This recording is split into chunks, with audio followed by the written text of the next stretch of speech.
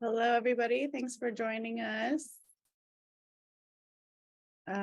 Please just keep yourself on mute. I'm just going to let everybody in.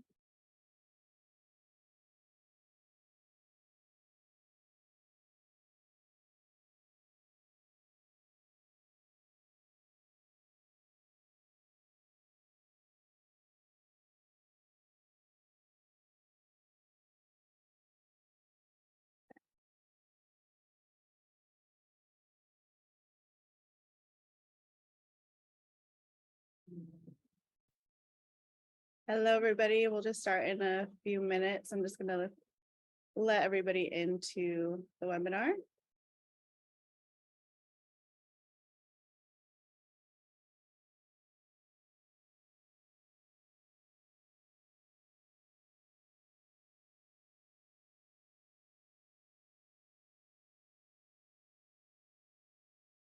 Okay.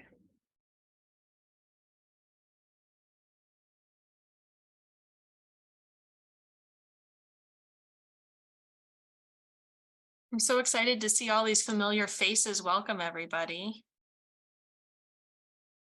Okay, welcome to Office Hours for Artists. My name is 𝗺𝗲𝗽𝗀𝗀. I am an account executive here at ArtCloud. I work with galleries and artists. So if you have any questions about ArtCloud, you can reach out to me. I'm happy to talk to you about it. So today our talk is getting your art into a museum and working with public institutions. We have our lovely host back with us, 𝗃𝗁𝗃𝗀𝗧, and our special guests today are Andi Campognone, 𝗀𝗶𝘁𝗄𝗏, and 𝗀𝗏𝗃𝗀𝗃.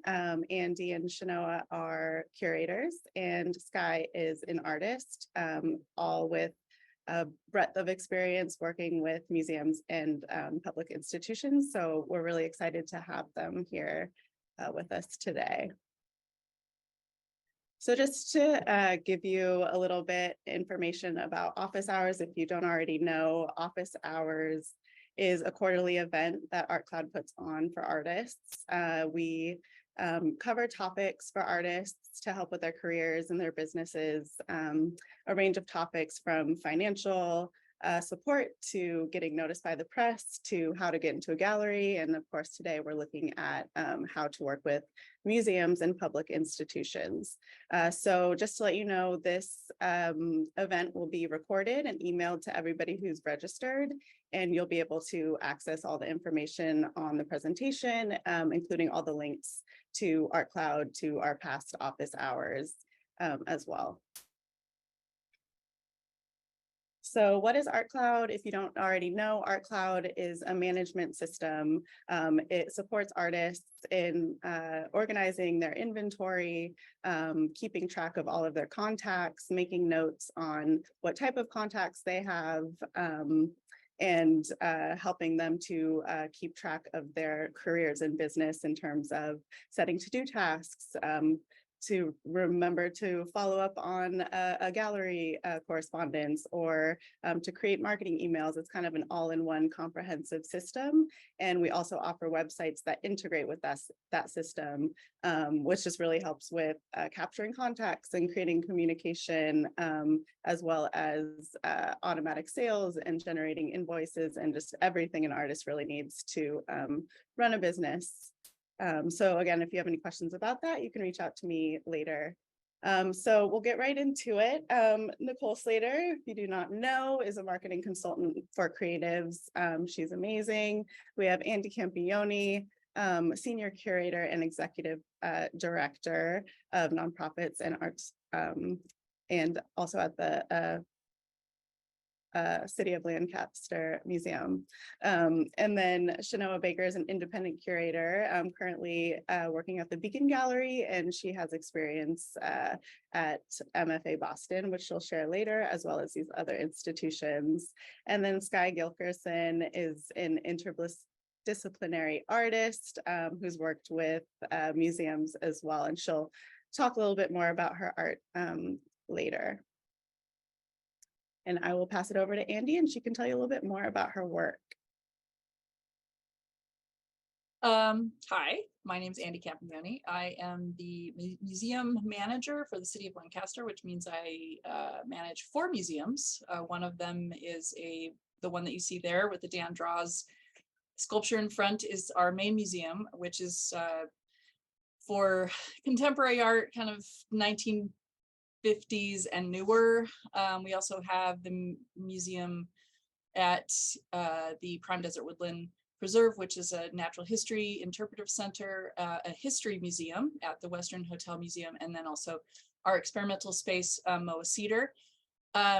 I think what I kind of wanted to talk about in terms of my background here is that my practice as a curator is very similar to an artist's studio practice.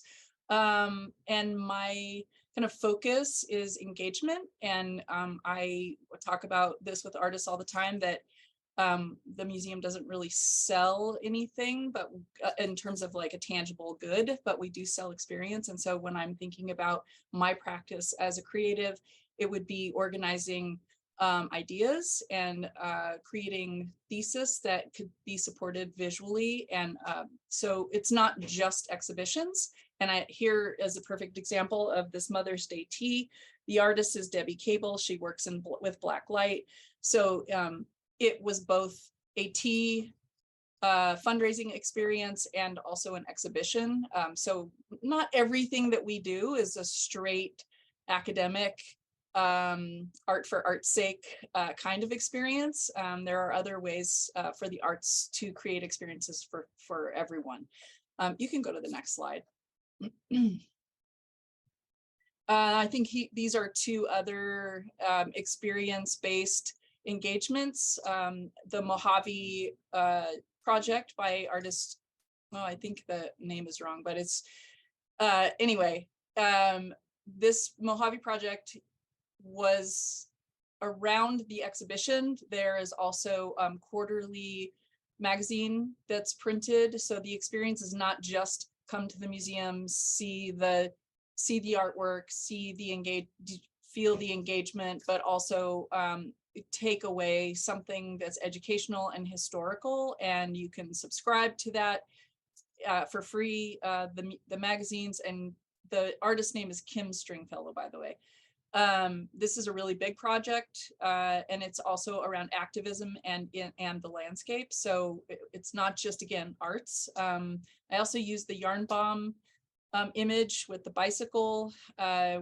We have an annual high school exhibit. The museum does. We've been supporting it this is our 38th year. And our high school students are participating. And one of the projects that we do during our high school exhibition is a yarn bomb. We try to pick a public space within the city of Lancaster that we can bring public art to the community, and it doesn't have to look like art. So that's another one. And then, of course, our permanent collection, which most people don't think about in terms of engagement, but it actually is if you are getting people to interface with these historical pieces in their everyday life. So we loan to our residents in Marriott Hotel on the boulevard here. We also loan to small businesses in our cultural district.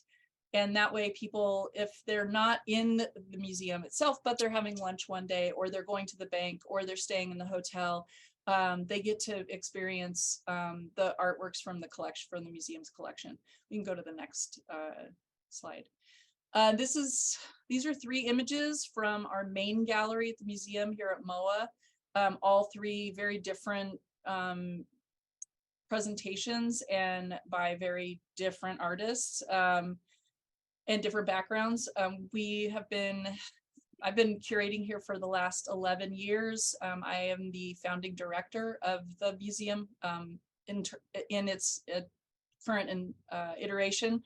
It used to be the Lancaster Museum Art Gallery in an old school building. And then we partnered with a local developer who owned a lot of property on the boulevard here and decided that he wanted to build a museum to actually protect his real estate. So, which is another function of the arts.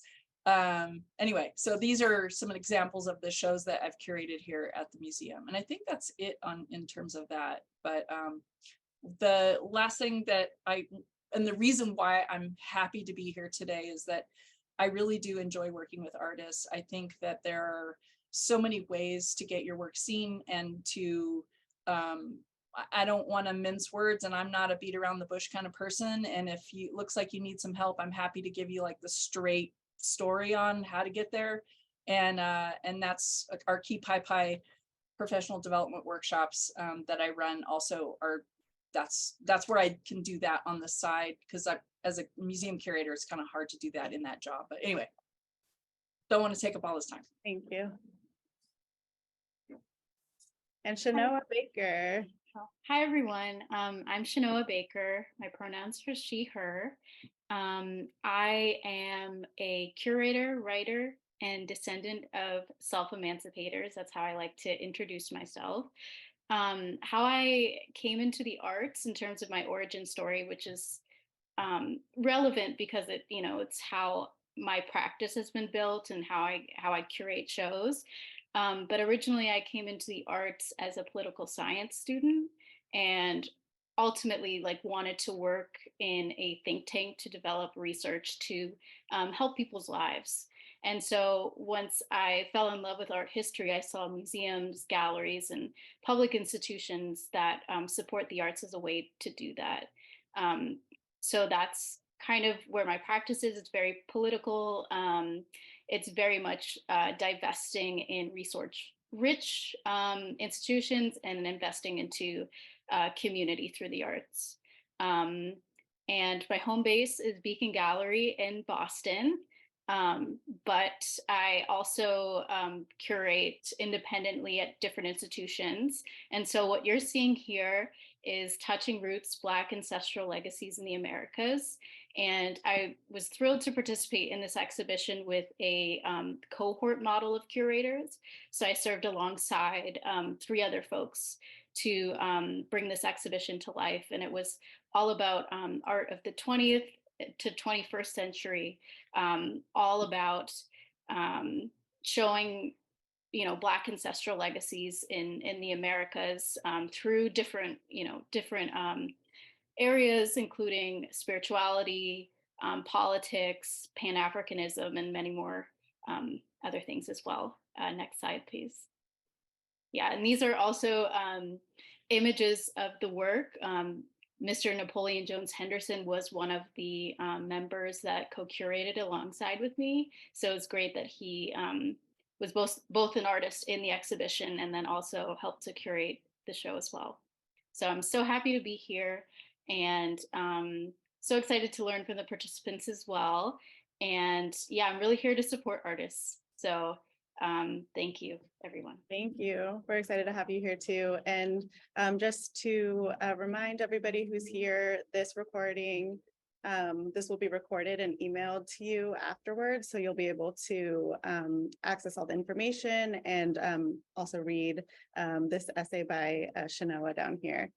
So all the links will be accessible to you. All right, and now over to Skye.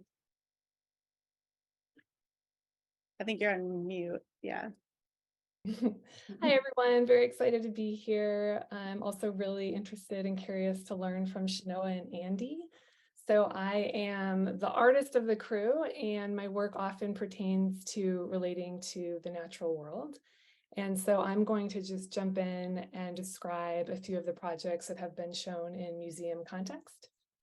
So this first piece is called There and Back, and it's a collection of objects that were accumulated from walking the distance to outer space and back again. So this project started with a related project. In 2015, I wrote letters to private space travel companies suggesting that they host an artist residency in outer space and volunteering myself. And I was reading about a phenomenon called cosmic consciousness effect, which is something that many astronauts who have the experience of viewing the Earth from above describe experiencing. And when they attempt to describe this, they like stumble for language in a way that sounds related to the way that people kind of stumble for language to describe religious experience or like Zen enlightenment experience. So I was like, I want that. So I wrote these letters to private space travel companies. And in the meantime, waiting to hear back from them, which I still am, in researching for these letters, I found that the technical edge of outer space is called the Kármán line, and it's 62 miles above Earth. And so when I heard about that, I was like, 62 miles, that's like not that far. Like I'll walk there myself, like in my own means. So I ended up doing a project of just sort of accumulating that amount of miles. So it's called There and Back. So it's 124 miles. So the distance to the Kármán line to outer space and back home again. But just in my like daily commute, like my everyday sort of, walking to the bodega, walking around my neighborhood. And so while I was doing this, I started to notice all of the like interesting objects that one notices when going for a walk along the ground. And so I started to collect these objects. And so the images you're looking at are a collection of objects from this project, and they're lined up on the gallery floor in the order in which I found them. So they become kind of a diary of this point in my life and kind of a descriptor of life on planet Earth. There's like bottle caps and rusty nails and shells and bits of ceramic. And yeah, it was kind of this process of taking this kind of extraordinary journey and allowing it to like congeal into something from my real life and kind of falling in love with planet Earth. You can go to the next slide. Yes. So this is a project that I began when I was living in Baltimore, and I had previously been living in Detroit, and I noticed in these cities and other cities kind of in Midwest, like Rust Belt cities, a lot of vacant buildings, and I was observing the phenomenon of trees and other plants taking root in buildings that had been abandoned. So I was really interested in the way that, nature carries on when it's not being sort of vigilantly sort of managed by human intervention. And I was also interested in the difference between parts of this like neighborhoods in the city that were really maintained, and the disparities represented in that. And so, thinking of the custom of trees maybe lining downtown restaurants or whatever, wrapped in string lights, I wanted to bring that to the neighborhood where my studio was, and other neighborhoods that I sort of traversed in Baltimore. And so these trees are wrapped in solar lights. And so so the setting sun triggers the lights to turn on. And we can go to the next one. So I was invited to include this in a museum exhibition and was sort of challenged with how to include this in a museum exhibition. So I made these little books which they're like a field guide to the project, and they contain maps to the various areas where these could be viewed. But then also there was across from the museum was a building that was slated to be torn down, and there were one of these trees. So I applied my lights to this tree, and every night the lights would turn on. So the exhibition went for 6 weeks, and I think it was like every Friday or something, there was an event, like there was like other artists doing performances, etc. So I made these have like I got like the little museum, library stamps that you can change the numbers. And so I changed the numbers to reflect the time of sunset, which like changes every day. So like every week these were updated, and it said the time of sunset. people would come to the opening and performance. Everyone would sort of gather outside at sunset, and as the sun would set, this tree would light up. And so it was sort of this project that unfolded the duration of the show. Wonderful. And oh, go ahead. Yeah, I think right after this last slide, we'll get right into the talk. So I know some of you are a little antsy to get to the talk, but we are almost there. Thank you for your patience. I'll make this one short and sweet. This is called Unending, and this was displayed at South Dakota Art Museum in a really perfect little setting that they had. And this was a project in which I worked with a filmmaker from Australia, which is the nearest inhabited, like, opposite side of the earth from the east coast of the United States. So while I was recording the sun rising over the horizon, he was recording the sun setting. And so they're shown in the gallery, you know, kind of surrounding the viewer.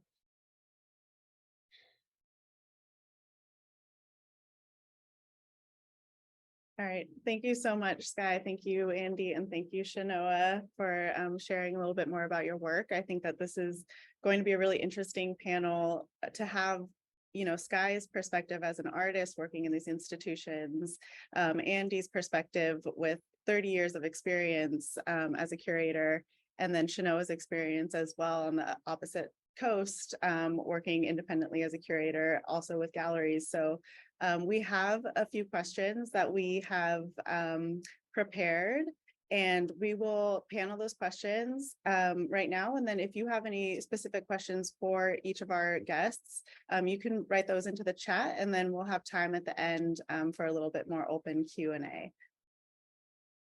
Awesome. Well, do you want me to take it over from here, Laura? Yeah, let me just see if I can get our faces bigger, if this is distracting. Looks okay, right? If everybody can just stay muted, that will help us greatly. All right, take it away, Nicole.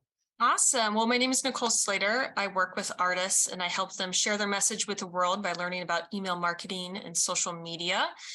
And I'm so honored to host this panel. I have tons of questions, and I know you guys do as well. So just as a housekeeping reminder, everyone, if you can stay muted.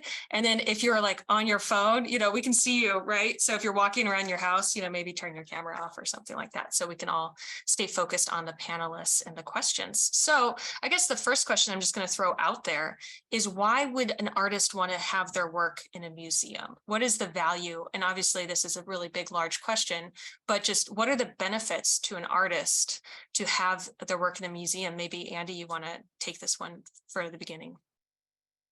That's funny. I was going to throw it to 𝗀𝗄𝗃, but yeah, we can do that too. I'm happy to chime in here. I think there's a couple benefits. One of them obviously is to expand your practice. Usually when you're working with a nonprofit or a museum, it's, well, at least for our institution, we're looking for artists to expand their ideas on things that they would want to do, but have never had the opportunity to do because they were in a commercial setting where they got to sell something. So we, you know, learning how to do an site-specific installation, or using different materials in the same kind of thread or line of what your current existing work is. I think another one would be to get your work in a collection. And that can happen both with or without an exhibition. So that would be another reason. I'd say for the mid-career and more established artists, it would be about legacy. And if you're at that point where you've made a living and you have plenty of collectors, and I'm looking at Annie Weber right now because I know I see her there. She's a perfect example of an artist who's worked for several decades, has a very well-established commercial part of her practice. But now it's time to get the works in the public collections, and have more engagement around that work. And I think those are the reasons for me initially to think, but I'm sure 𝗀𝗄𝗃 can come up with some other reasons why museums are a good place to have your work. Yeah, I just wanted to add to that to say, you know, having your work in a museum allows for a more public discussion around, what your work's about. I kind of like to think of it almost as a metaphor of having a light under a bushel. Like if you're just working privately, you're the only one who can enjoy that light and see that light. But when you have a museum show, more people can enjoy it. There could be more discussion. And I think something that I really love to see is growth in sharing with other people, growing through working with curators, growing through allowing the press to react to your work as well. So there's a lot of benefits, I think, to showing your work publicly through a museum. Wonderful. So if I'm an artist and I want to get my work in MOA, let's say, is an MFA necessary? What are some of the things that I need? How do you guys as curators look at different artists and kind of qualify who's worth it, who's not? What are the things that the artists need to inhabit in order to be shown in a museum, just as a very broad general stroke? I tend to be attracted to artists who have a robust social practice, something that is relevant to audiences and is very an inclusive practice as well, I would say. I think that, having an MFA or not having an MFA to me isn't the first thing I look for at all, more so the quality of the work, meaning not just like technical proficiency, but also that coupled with its deeper meaning and the conceptual behind it to reach audiences, larger audiences. And we talked about this earlier about contribution. Does your work make, or does your practice make a contribution, and how does it make that contribution? And that's one of the very, very first things I will look at. Obviously, does the work look good? Like, can I look at it and understand what you're trying to say? Is its visual language strong? And then from there, it's like, okay, there's a proficient use here of the materials, but how is this contributing to my community? How is this contributing to the museum goer? And that contribution level, I think, is like really important, and everything 𝗀𝗏𝗃 is there. So can I add a question in there? Just, are you as an artist considering that should an artist come to a museum with a body of work with all of what you just said in mind, or come to a museum and then consider what you said and create a body of work for that museum? Great question. That's a super amazing question. Yes and yes. So you should be able to come to visit if 𝗀𝗏𝗃 or myself invited you to come to the museum and do a portfolio review, or you invite us to your studio to do a studio visit. We should be able to see that there is a cohesive body of work, that you're not all over the place, that you have a consistent use of your materials and an understanding of your materials. And I think, like, for me, I'm really interested in pushing that artist practice. Like, I really want to see, when I go and I see something really amazing happening, and I know Jane 𝗍𝗍𝗀 on here somewhere. She's done multiple shows here, and not just because I love her work so much, but because there's so much potential for her to push that work into so many different ways to engage the community. And so instead of just showing the work, like, that'd be great. You can see that all in the back of her studio there. She does these incredible engagements and these site-specific installations that she could not do in a commercial gallery. And we have a budget to afford those materials to make that happen. So yeah, for me, it's not just have the body of work, but also be thinking about, like, what could I do possibly that might expand my practice and expand the meaning of what I'm doing? And I'm going to let 𝗀𝗏𝗃 talk to you. I'm not going to talk. Yeah, I just wanted to add on to what Andi said. I think that helps the argument for a solo show. And I know how solo shows are very, very important in terms of building your CV, even the status of being an emerging artist versus mid-career versus late career. And for a solo show to happen, obviously the whole body of work, or the work that you've been doing over a long period of time, should be able to speak to larger audiences, should be relatively cohesive, even if there's like a departure or a certain period where you're exploring a different material or doing something different. But that could be a way that someone could be pigeonholed into group shows if their body of work isn't cohesive. That's really, really good point. Now, Skye, as an artist who's had shows in museums, what was that experience like for you pitching a museum? You landed a solo show at the South Dakota Art Museum. What was that process like for you? Maybe you can give the artist perspective. Sure. Yeah. Well, first of all, I'll say what I love about working with museums is that they tend to be, compared to other artist-run spaces or commercial spaces, they're very focused on connecting with audience, and there tends to be a lot of space for like education. And so you can imagine with my projects, there's so much narrative that goes on behind everything I do. It's for me like the perfect opportunity to kind of have like space and time and help from the curator to figure out how the work will connect. So I love that. And the way that particular show unfolded was really slowly over a long time. So I don't know if this is like a frustrating answer for people that maybe want like about building relationships like over time. For sure. Yeah, for sure. And maybe, I'm curious what Chinua and Andi have to say. Maybe there's a more direct route, but in my experience, that show came about. I had done a lecture at the university, at a university in South Dakota, and the curator of the museum saw my lecture, which I didn't meet her at the time. I had no idea. And it was like 4 years later, she reached out to me. I, loved your work. I've been just waiting for like the right opportunity that it fit in kind of with our programming. She wanted, all the different exhibitions in the different museum spaces to kind of have resonance. So it was a total surprise to me. And it really, came about from kind of actually cultivating relationships with the people at the university, which is how I ended up getting to do a lecture there. Wonderful.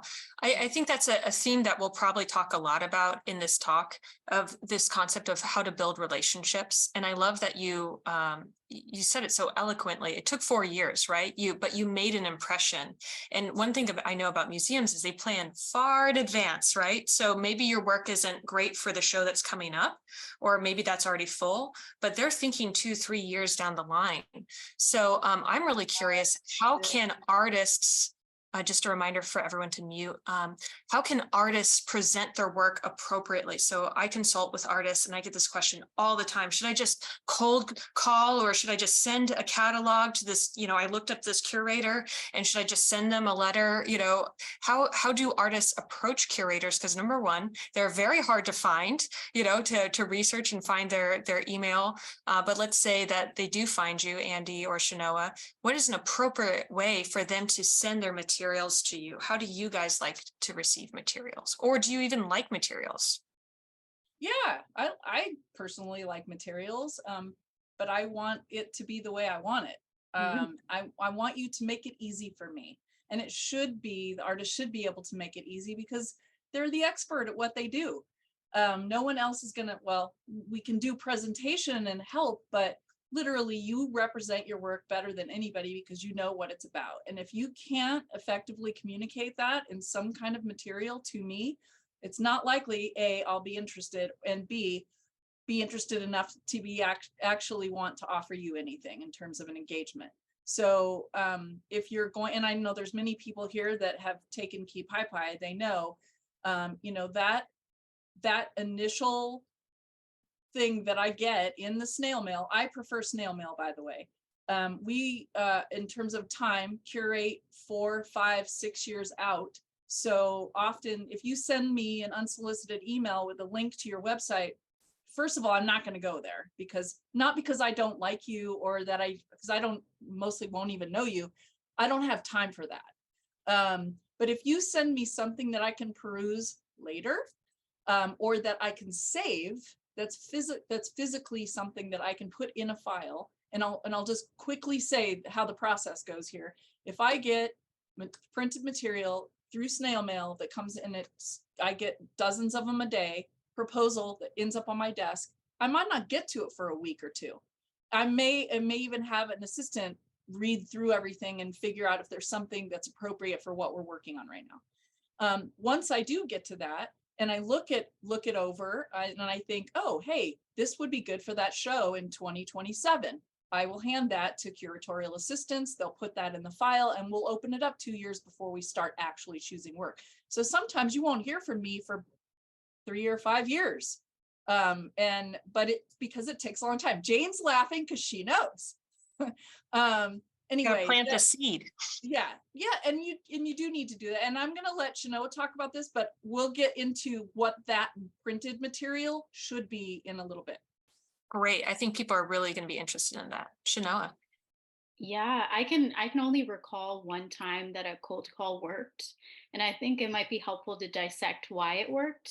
But usually cold calling doesn't work for several reasons, but I'll focus on the positive. One cold call that did work, it was an artist who emailed me directly and asked to connect. They didn't say like, look at my, my website, here's images that we want in a show or something of that nature, but it was really like a genuine connection and interest in something that I wrote. So I wrote an essay and they had a couple questions about it, and it was more just a genuine connection, which ended up leading into a studio visit months later. From the studio visit to now, we still haven't worked together in a gallery show just because I work at a small gallery most of the time, and their work is 12 by 8 feet, which is harder to fit into our space. But I engage with this person by like writing about them. And so there's multiple ways a curator can engage with you. And if they're not the right person to work with you directly, they can connect you to a colleague. They can, support you in other ways. But I would say the reason why I generally don't like cold calling is because it can be a bit pushy. And I'm sure like all of you can relate to, someone giving you something that you don't want, or it's unsolicited, like telemarketers or different things of that nature. So what I would suggest definitely is to connect genuinely with folks. Do your research about the organization that you are connecting with. Another great way is folks who come to openings and chat with the curators during the appropriate time, or even asking brilliant questions during artist talks and curator talks. I think that's how I've met some people too. Those are all really, really great ideas. Skye, do you have anything you want to add to that as an artist of how you got the attention of curators? Yeah, I guess I would just say that I have never sought someone out for a show, but I feel like I have just had the opportunity to, meet people, especially at artist residencies. That's been like an amazing way to sometimes have studio visits with curators, or also just meeting other artists. And I feel like I've built sort of just a web of connections from that. And I'm generally surprised when opportunities emerge, because they're so many layers deep of just kind of reflecting on what 𝗀𝗃𝗃 said, like just genuine connection, genuine interest in one another's work. It's like, when somebody is kind of going to get you and you're going to have like some shared dialogue, and it's just, to me, like genuinely fun. Like that's the fun of being an artist, is sharing like that. And so, yeah, for me, everything has sort of emerged organically and even surprisingly from. Okay, well, on that same thought, it just made me think of this as kind of a funny scenario, but 𝗃𝗃𝗃 𝗃𝗃𝗃 is not going to come knock down your studio door. That's just, I don't care how many times that happens in movies, it's not going to happen. So if you aren't getting out of your studio and creating opportunities for yourself to speak with other people and participate and collaborate and have a dialogue with others in the art industry, you are not going to meet curators. I think as many residencies that you can attend is a fantastic idea. Also workshops, look at who the faculty members are. Are these people in these workshops? Maybe you don't really need the help, But if you see who's on the faculty and they're people who are in the industry that you can never get your work in front of, take the workshop, do the residency, go to the panel, whenever you can, the portfolio reviews, anything where there are people who you think might be, that are people you would want to put your work in front of. Take it seriously, make the investment and participate in those. And like Skye said, residencies worked for her. She got her work in front of many curators when you do residencies. And again, workshops and portfolio reviews do the same thing. Wonderful. So I got to know now, like, what are these printed materials? What should I send? Is it a trifold? Is it a $15 blurb catalog? Is it just a bio? What would you guys like? I think, you know, a lot of the artists on here have had the experience of trying to get the attention of a curator. Maybe they're in a different city, a state, so you can't drop by an opening and you don't feel comfortable sending an Instagram message. What can they send? Okay, for those people who know me, you can turn off right now because I'm likely going to use your trifold as an example. Everyone that has ever taken a 𝗀𝗵𝗄𝗃 workshop, my biggest, most favorite piece of information that I can receive is a trifold. It is I think, an excellent investment for you as an artist. I'm going to use Jane's because I think this is a really excellent one. This is what a trifold whoops. Oh, shoot. You might have to take your blur off. I don't know how to do that. How do I do that? That's in the background, but Okay. maybe you can just describe what it looks like. The trifold, it folds out into 3 sections, right? Okay. The trifold's going to have images of the work, details of the work installed so I can see what it looks like. Maybe with a person in the picture for scale. There should be some kind of blurb written by someone who is relevant, art historian, art critic, curator, a small section of maybe a larger essay that just kind of says the gist of what we're looking at here. Your exhibition history, I don't need a CV. I just want to see, hey, where have you exhibited before? Other museums? That also helps me to understand, oh, who are you connected to? And can I call that museum because I happen to know that person? Hey, how easy was it to work with this artist? That is also a really big thing. If you are hard to work with, we all talk. We're not going to offer you a show. If you had a shitty experience and you were a terrible person at another institution, we're going to hear about it and we're not going to offer you a show. So be good, be a good person. Know that what we do is puts a lot of hours and time, and most of our staff are part-time, and most of them, like, they are basically volunteering. They're here because they're passionate about the arts and they're passionate about creating experiences for our attendees. And if you're a jerk and, you know, making staff members cry, like, it's just not cool. We're all here to help each other. So, you know, leading with, like, how can I help you is really important. But again, back to the printed material. It also should have your name, your contact information on it. Maybe a small portrait of you, like a environmental portrait of you working in your studio, so we can see part of your practice. So I look at this and I go, oh yeah, this is great. This is perfect for the XYZ show. And I say, hey, let's file this. Sometimes we'll send an email and just say, hey, we got thank you for your trifold. We have this show in 2027 that we're thinking that you're going to be perfect for.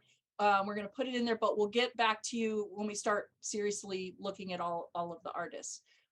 Unfortunately, I can't show you all the trifolds that I have, and I have a couple really good examples of what they should look like. If you are not good with graphic design, do not design your own trifold. Spend the money. Invest in it. Invest in having someone that does know how to do that. The worst thing you can do is have all these beautiful images and have this beautiful write-up, and then you don't know how to use it, so you use some template in Word, and we get it and we're like, oh my God, this person's a visual artist. This is terrible. Not everybody's good at laying out graphic design. So even if you're the most fantastic creative, if you're not comfortable with putting something like InDesign, or don't do it yourself. Anyway, trifold. The second part about that printed material is not just sending me a pretty trifold, is that cover letter that comes with it. If I don't know you and you're doing an unsolicited mail to me, that letter has to tell me why you think we're a good fit. Why should I have a relationship with you? And even if you've never been to the museum, do your research. Look at our program. See if your work fits. Does our program and your body of work seem to have, there's something connecting there? In that letter, right? In that letter, you want to state that, hey, I noticed your XYZ show. I love this artist. My work, that's your segue right there. Why you think your work would fit in our program. And it also says to me that they either A, have come to the museum before, or B, that at least they did their research to know what our program looks like and what our mission is. Also in that cover letter, engagement. And all the people here who've done 𝗀𝗵𝗂𝗃 are sick of me hearing it, but 3 levels of engagement, 3 things, not, oh, I'm going to do an artist talk. You can, but be more specific about it. Find something that's a multidisciplinary connection for that artist talk. So it's not just you talking to your friends about what paint you used or what camera you used or what kind of film you used, or that you're actually contextualizing your work in the real world with real people and real subject matter. And then that's your first engagement, right? Is your talk with this other person makes it a multidisciplinary talk. The second one is going to be some kind of hands-on workshop. Most museums have a young artist workshop or a Saturday adult class or something. Figure out a way to engage in a hands-on workshop that's appropriate to whatever you're making. The third one is some kind of monetary investment. It doesn't need to be money though. It could be, at the end of my show, I will donate a piece to the museum's permanent collection. Win-win, right? For both parties. It could also be, I have a book published and I will come do a talk, a book signing, and I will donate the proceeds from the sale of my book for the next 3 weeks to your organization. Those 3 things, I promise you, aside from having really outstanding artwork, because that's where it has to start, those 3 things will get you a show, especially with an organization that doesn't have a massive staff. That will help them create very meaningful programming in their community without having to stretch their budget, stretch their staff time. And now I'm going to let 𝗀𝗃 talk. That was wonderful. That was so good. Long-winded. The only thing I would add to the trifold is just to add your social media handle on that so they can check you out. Go ahead, 𝗀𝗃. Yeah, all I was gonna say, because I feel like Andi covered basically everything, is to add full captions for your work. Basically, title, dimensions, medium, those kind of things, and as well as the year, what we call tombstone labels. Wonderful. So it sounds like they're showcasing that they're organized, that they're forward thinking, that they're connecting and providing opportunities for education. I think these are all really great tips. I have one last question because I do want to open it up to the floor. We talked about the artist engaging the curator, but you as curators, how do you find artists? Is social media a part of that, or is it going to gallery openings? How do you guys go out and find artists like Skye? So many different ways, going to gallery openings, going to also just community events just in general. I think I really enjoy artists that I see in alternative spaces that may have nothing to do with art. That's really great. Conducting studio visits and getting connected to people through colleagues. Again, some folks are they may not be the best fit for my institution, and they might send some of those folks along to me. And you definitely want that because you have that recommendation, almost like a personal recommendation from someone, because then I would be more motivated to come to your studio. Yeah, artist talks. There's just so many different ways to find artists. Social media is important too. I also use that as a tool, but again, it's a tool and it's not the only way to find artists. And also, if it's if social media is the only way that someone goes about finding artists, then you might be hard to find credibility of the artist. So it's better to have not only just great social media, but have a combination of these things as well. Yeah, the social media is just a way for people to connect to what their story is. Why are you an artist? What is your inspiration? And really showcase your studio, your practice, and your dedication, to this industry. I love that. It's just a tool. It's not everything, but it is important. Right, and it's that tool to drive people to your website, to drive people to the link to your show. It's basically a marketing tool. It's not the place that I get a lot of people that want to subscribe to my personal Instagram, and I will only let them in because it's private. And I follow a lot of artists from it. If I see that you're followed by other people in my industry, then I'll take a look and I'll go, okay, yeah, all right. I look at a lot of social media, like not Facebook, but Instagram. And it's really interesting, the story that artists put out there about themselves. If you have cat pictures and you have like other non-art related pictures on your Instagram, I'm done. Like, I'm not interested. Like I literally want to follow people who I see their active practice. And that doesn't mean that you can't once in a while, put in an artist that you're inspired by, or you went out into, like, I was just at Zion. Zion is inspirational, right? And like in the landscape, and making and connecting that moment to your practice itself. I love to see those connections. Like, I want to know that about the artist. Process images, people pushing paint, people taking photos, work sculpting, cutting materials, like all of that stuff is very, very useful. And I think, and it creates a lot of interest. I know Nicole and I talked about this recently at an Instagram, the use of Instagram workshop, and Instagram's a great tool. It's a super good tool. And if you're a visual artist and you don't have Instagram, you are missing out, because somebody like me is looking, and I can do it quickly while I'm sitting here on a conference call. I'm flipping through Instagram, looking at images. But I do another online resume, really. Yeah, no, it's super great. But yeah, the getting, for me, I saw Lisa on here somewhere. We met at the 𝗵𝗵𝗁 residency. Hi. We're nowhere near each other in terms of the country, but I went as a curator and got to meet all of the artists who were in residence at that time. And we ended up doing studio visit, talking. She's shown at the museum here. It doesn't have to be somebody in your neighborhood. I think residencies are great. For me, residencies are great to go and actually live with somebody for a couple of days, get to know them as a human being, see how their practice is influenced by their life, and vice versa. Workshops, another one.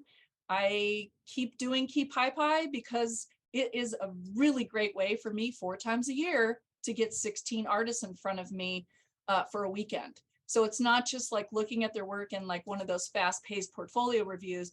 We're actually living in the same space together, sharing meals, having conversations, really getting to know and developing a relationship. I think for me, those are more fruitful and important than I don't go to openings anymore. Like 𝗀𝗏𝗃, she hasn't gotten there yet, but I limited time, yeah, like I just more jobs. can't. Yeah.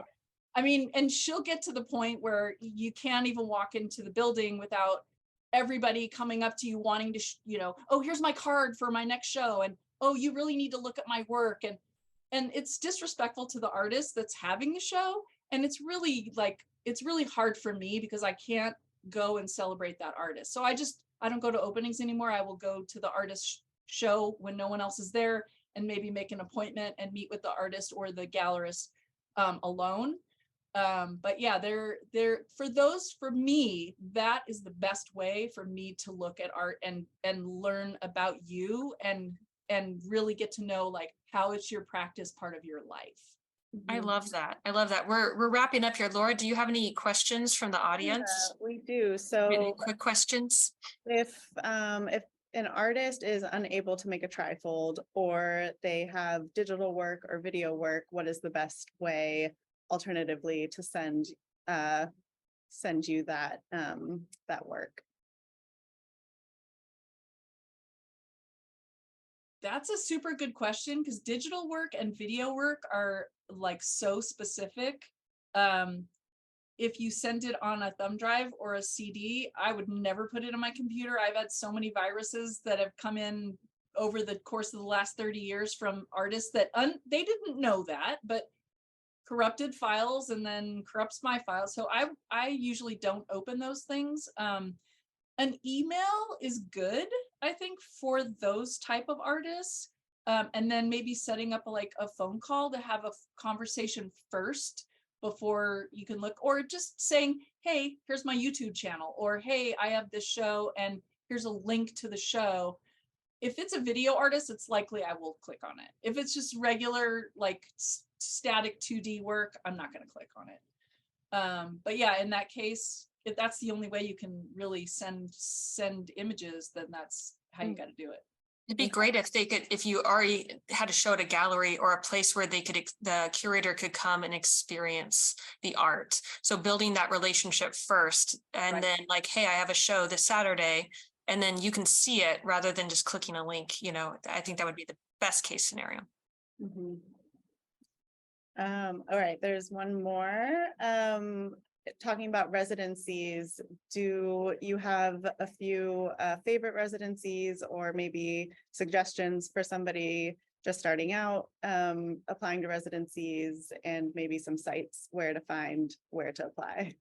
I think there are multiple resources in terms of finding like a list of residencies, but do your research. Don't just to apply to them randomly. Like I'm going to pitch 𝗵𝗵𝗃 right now because I'm a big fan. But 𝗵𝗵𝗃, I mean, they have a painting studio, they have a ceramics studio, but really their focus has been on fiber. And 𝗵𝗵𝗃, their specialty and their founder was a fiber artist. And so I would say, if you're a fiber artist or work in fiber at all, I would definitely look at 𝗵𝗵𝗃, which is in Rabun Gap, Georgia, and the property there is the most beautiful property. It is a fantastic place. I've had several artists that I've worked with have been artists in residence there at 𝗵𝗵𝗃 and are fellows now. I think 𝗺𝗃𝗄 is another one that I think is really good. But there's so many of them. I can't like, even 𝗀𝗶𝘁𝗵𝗃 has a residency. We have one in Joshua Tree and one in Hawaii, where Joshua Tree is 3-week for photographic artists. And then the Hawaii residency is for 30 days, and it's on the Big Island, and it could be any medium, but it's specifically for those people who have families, because there are so many artist residencies that don't let you bring your children, and there are a lot of people who have children, and you're not going to go away for 4 weeks without your family. So that one is specifically for people who have families. I don't know. 𝗀𝗃𝗄𝗃 probably knows a couple of them. I would also suggest residencies with universities. Those are definitely very credible, very prestigious. Like I really enjoyed meeting a ceramic artist through taking a ceramics course at Harvard. And that was such a beautiful exchange, and they're able to really utilize the studio. And it's almost like without having to pay for like these nice schools and their studios, to really take advantage of that. I've also heard good things about 𝗵𝗺𝗃 in Nebraska. I think it's in Omaha. I mean, myself as a curator, I've applied to many residencies as well. I've, had some experience with pedantic residency in Pittsburgh as well. So I don't know yet how that will be, but I'll report back. And they have like a cohort where it's a curator, writer, and artist. So there are so many residencies. A lot of nonprofit spaces have them.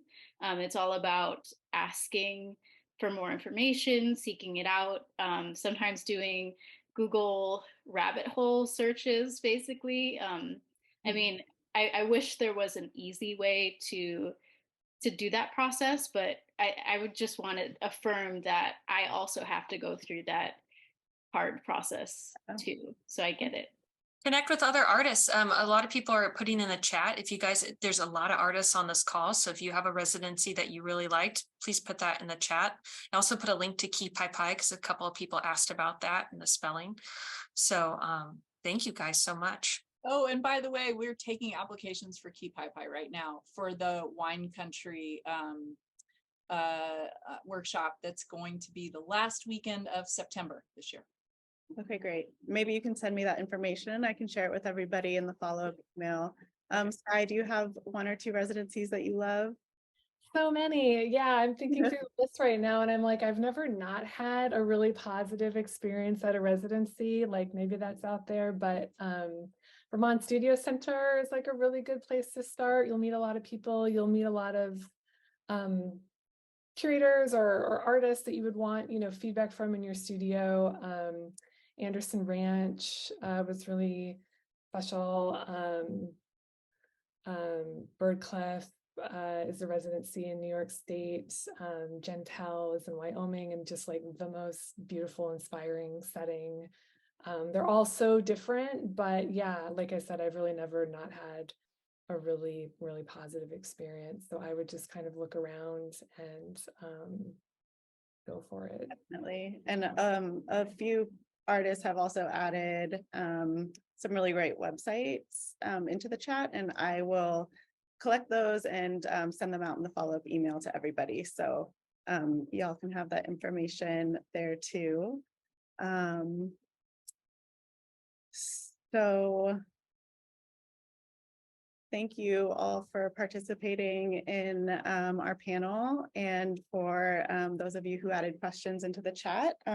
Sky has a couple shows coming up. If you just want to quickly share that with everybody, and if y'all are in New York, please come to the shows. Sure. Yeah, I'll have a solo show in Chelsea coming up with an opening on May 4th. I would love for anyone who's in the area to come by, and Peace in a Group show in Woodstock, New York, opening April 29th. And I'll have details if you're interested. Yeah, if you sign up for my mailing list through my website or find me on Instagram, I'll share the details of those shows as it's closer to the dates. So I'm really excited for this opening in New York. I'll definitely be there. So I'll just one more time go over a little bit of what ArtCloud offers. We are a business management system for artists. So we support marketing email templates. We have inventory management system. We generate invoices and wall tags and tear sheets, and just it's one whole system that makes it super efficient to communicate with gallerists, collectors, curators, museum professionals, and we also offer websites specific for artists that integrate with that system. So it's just one whole cohesive system. And we start at, we offer a free inventory as well. So if you just need support to store all of the artwork that you've made and just want to organize it, encourage you to start with free Artist Manager. I hope you will join us at our next office hours for artists. We'll be looking at how to get gallery representation. So we'll have a new panel of curators and gallery directors, and I'm really excited for this one. So be sure to register for that. Again, I will send everybody a recording of this event and all the information that we talked about. So thank you so much, Nicole. Thank you, Andy. Thank you, Sky. And thank you, 𝗫𝗏. It was really lovely to work with y'all today. And thank you, everybody else, for coming. We really appreciate it. Thank you, everybody. If you're interested in saving the chat, just as a quick side note, you can, since everyone gave so many great examples of residency, and there's some websites and stuff. If you open the chat, there's 3 little dots of the chat box at the bottom, and you can save the chat. And that way you'll have a list of that. So if you didn't write down everything, I just wanted to throw that out there. Thank you. And I wanted to say one last thing. Yeah. This is your personal invitation from me to send me a submission. Only Ooh. unsolicited. So Trifold yeah. only. So send it to the museum, send me a submission. And I told you what I want to look at. So you know. It's a great offer. Thank you so much, Andi. Yeah. And if you have any questions about ArtCloud or office hours, you can email me, Laura@artcloud.com. All right, we'll see you later. Bye. Bye.